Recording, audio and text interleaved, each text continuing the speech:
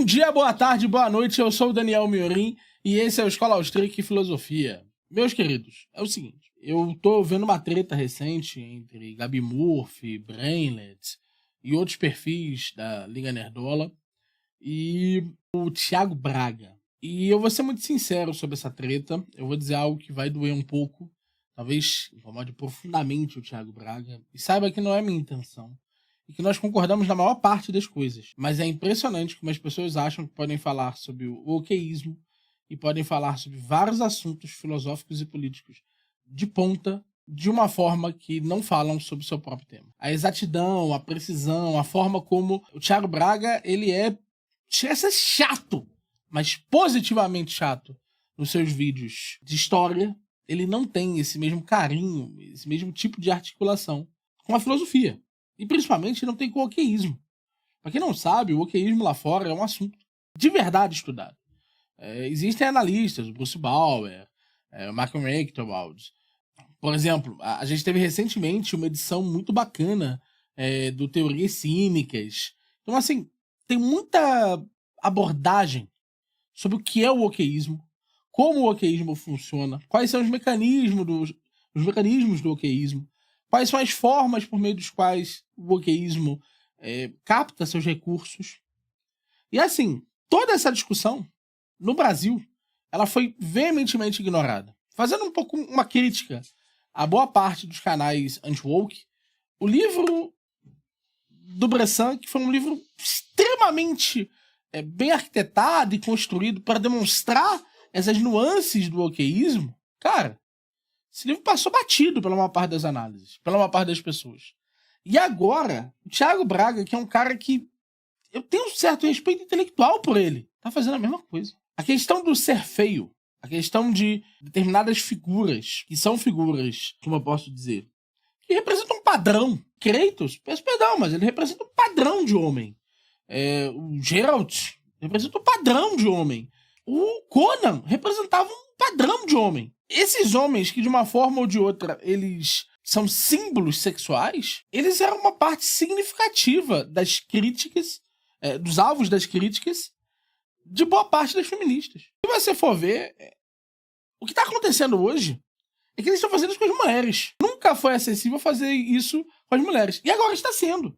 A personagem que você considera neutra, boa parte das mudanças de traços de uma obra para outra, tudo isso é modificado para enfeiar as mulheres, para atacar o padrão de beleza, para viabilizar que todos os corpos possam ser vistos. Essa é a intenção. É isso que está por trás de boa parte dessas obras. E quando você vê uma produtora como a Santa Mônica, que a produtora recebeu consultoria da Sweet Baby Inc., alguém falou isso. Alguém falou que uma loira padrão não se encaixava na obra e que era preciso repensar. Alguém disse que os símbolos históricos relacionados à representatividade das minorias deveriam ser utilizados como o exemplo para fomentar certas discussões no seio da sociedade. Alguém desenhou todo o script que você ia defender depois. Saiba você ou não. Entenda você o que está sendo feito, como você está sendo manipulado para defender essas coisas. Você está no meio dessa discussão. E é muito difícil, porque junto dos elementos históricos e das discussões históricas vem questões de opinião. Ah, não. Isso daqui que essa pessoa criticou e considera que não faz parte desse universo, o caso da Gabi Murphy. Isso daqui que ela criticou e considera que quebrou a verossimilhança dela, deve ser discutido. Por quê?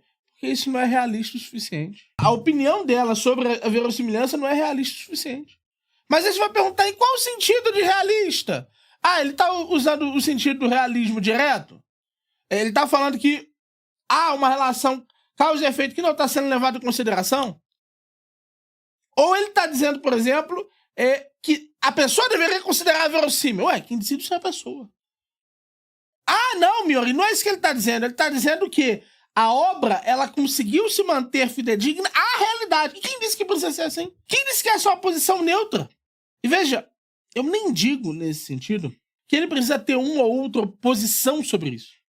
Mas o fato dele querer agir como crítico literário ele querer agir como intérprete do fato, ele querer agir como historiador, e ele querer fazer uma crítica sobre o que deve ser e qual deve ser o escopo da análise do wokeísmo, sem os mesmos critérios de seriedade que ele traz para a discussão em história, meu irmão, isso é feio. Isso mostra que, de verdade, aquilo com que ele se preocupa é porque ele domina. Quanto mais domínio ele tiver da coisa, mais ele vai se preocupar. Isso é uma não é uma questão de amor à verdade. Porque quando ele não sabe manusear a ele desliga. Quando ele não sabe alfinetar comunista, ele desliga. E é muito interessante, porque ele mistura comentário de hater, com crítica séria, com vídeos de influenciador, com resposta de uma pessoa que gostou do vídeo, que é da Liga Nerdola, e que achou que o vídeo deveria ser comentado. Com uma parada que é um dever, um favor, uma gratidão que as pessoas deveriam ter em relação ao vídeo anterior. Porque em algum momento ele foi incrível, ele fez coisas incríveis para a Liga Nerdola e para o debate do wokeísmo no Brasil, então agora ele deve ser respeitado. Cara, desculpa. Toda essa discussão me mostra, dos dois lados, que todo mundo quer falar do assunto, sem ler, sem entender a discussão. Então tem uma intuição válida por parte da menina. É realmente verdadeiro isso, que há uma tentativa de atacar o padrão de beleza dentro das obras.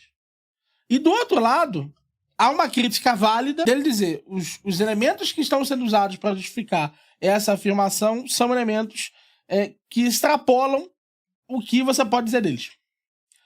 E assim, é muito interessante que a própria análise histórica, o mero fato de haver um personagem, uma exceção que justifica a forma pelo qual certo aspecto histórico foi introduzido na obra, não significa que aquele aspecto histórico não foi procurado justamente pelo efeito social que ele teria. Então, nesse sentido, pouco importa a verdade dos fatos se esse efeito social não pudesse, se esse efeito social não pudesse ser feito, muito provavelmente essa pessoa ignoraria completamente isso. E ela diria, não, é parte da minha liberalidade. Não importa. O wokeísmo, ele não analisa as suas obras, ele não indica as suas obras como todos coerentes. Para uma obra ser woke, ela precisa receber, ou o estúdio que a produz precisa receber, mediante o atendimento de certos critérios, que são critérios objetivos, entregues pelos fundos que irão deduzir isso nos seus impostos. É isso. Então, o efeito que isso tem na obra pouco importa. Então você vai dizer, não, Miorim, tem um argumento histórico aqui que diz que isso poderia ser. Mas vai ter, porque tem alguém que peço perdão ao Thiago Braga, mas que tem muito mais tempo para dedicar a pesquisar sobre a análise, o papel da mulher. Muitas vezes é uma pessoa que foi contratada para isso. O doutorado da mulher é o papel da mulher na formação e na estrutura do povo nórdico enquanto povo guerreiro. A tese da mulher foi essa. A mulher escreveu 400 páginas. E esse material universitário que foi produzido para defender isso, agora ele vai virar um pedaço de uma obra que será consumida por dezenas de milhares de pessoas. Ninguém estaria disposto a financiar isso aqui, mas está disposto a financiar algo em que a tese central dessa obra está ali. Então é óbvio que se você procurar o conteúdo histórico dessas obras woke, você vai achar. Mas o motivo pelo qual você vai achar é porque essas obras foram feitas justamente para transformarem esse elemento universitário, que é um pedaço dessa história que está sendo contada, em uma coisa de massa. Usando o quê? Deduções de impostos. Para usar a iniciativa privada para conseguir transformar esses conceitos que a pública não consegue trazer para a massa. É só isso, cara. É um elemento, é uma ferramenta. Isso é o wokeísmo.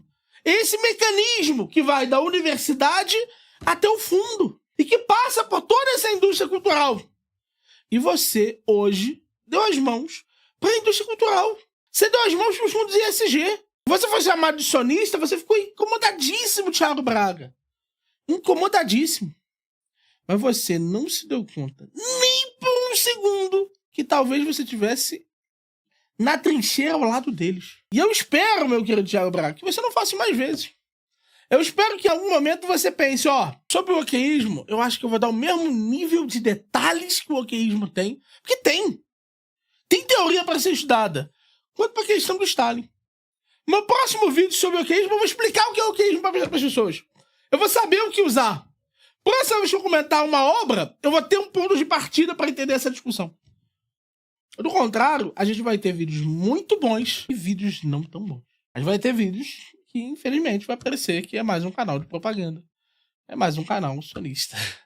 E eu nem falo isso contra os sonistas em particular, mas é mais um canal woke que o propósito dele é nos contar coisas que nós já sabemos. Nós já sabemos que existe uma obra universitária gigantesca para defender essa perspectiva. Você só não tem que transformar isso na forma, do modo de viver dessas pessoas. No modo de viver da sociedade. E aonde eu puder, eu serei resistência contra isso. Bem, meu querido, se você gostou desse vídeo, não deixe de curtir, comentar e compartilhar. Manda lá o vídeo pro Thiago Braga, bota o vídeo no Twitter. Vocês são livres, comenta aí, recomenda o vídeo. Eu vou gostar bastante. E se tiver muito like, tiver muito comentário, se tiver muito view, eu faço mais. Valeu? É isso, galera. Falou!